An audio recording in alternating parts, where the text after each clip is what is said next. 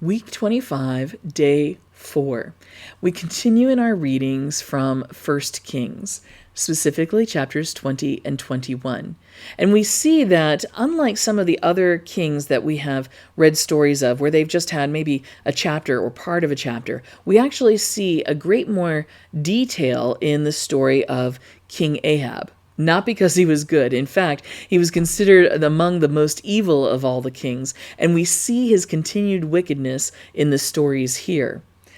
First, we see that he goes against God's will for the leader of the kingdom of Aram, Ben-Hadad.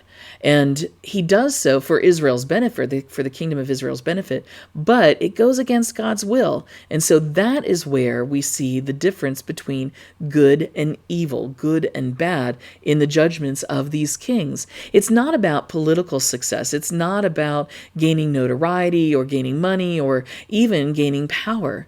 But it's about whether or not we choose to follow God's will in our lives. We continue to see his immaturity and wickedness. And worse yet is he's spurred on by his wife Jezebel.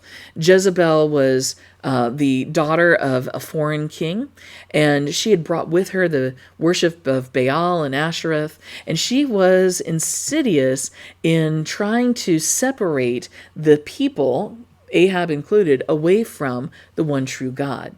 And so we see here how the people that we surround ourselves can really make a big difference in our own lives and in our own faith. Do we have people who are supporting us, who are encouraging us in our relationship with God, who are the ones that we can talk to about God, and they share our joy and our desire to follow God?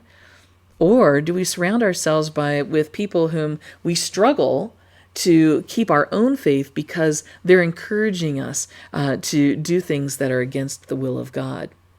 In this particular instance, we see that Ahab really desires a vineyard that belongs to Naboth. And rather than accepting the fact that Naboth is not willing to sell, Jezebel says, well, take it for yourself anyway, and actually murders Naboth in order to take possession of the vineyard. And so his immaturity and his desire leads to greater wickedness and is spurred on and encouraged by a woman who has no regard for the one true God. And so we need to think for ourselves, who are the influences in our life? And are they influences for good or for evil? And vice versa. How are we influencing others? It's not enough to just go through this world worrying about ourselves, but we need to reach out to others for Christ, encouraging them to know the one true God, to know the Savior who has restored and offered to us a new relationship with God from the one in which we rebelled against God. Are we a good influence or a non-influence in the lives of those who live around us?